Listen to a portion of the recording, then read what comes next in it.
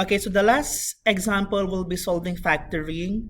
What are the values for theta that satisfy the equation 2 cosine theta sine theta plus sine theta is equal to 0?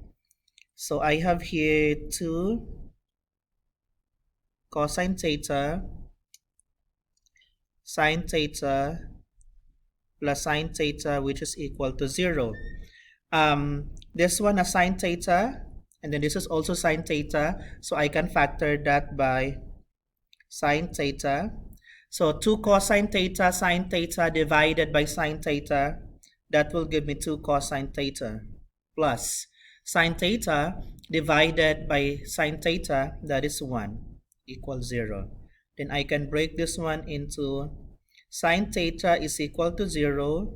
The other one is 2 cosine theta plus 1, which is equal to 0. So this one is already simplified. I have to simplify 2 cosine theta plus 1. So minus 1. That will give me 2 cosine theta is equal to negative 1. Then dividing both sides by 2, my cosine theta is equal to negative 1/2.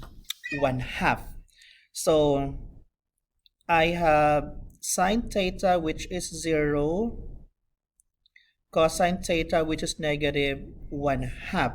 So in a unit circle, the value of cosine is theta, is positive in negative in quadrant 2 and quadrant 3, while sine theta is 0 at pi and 0.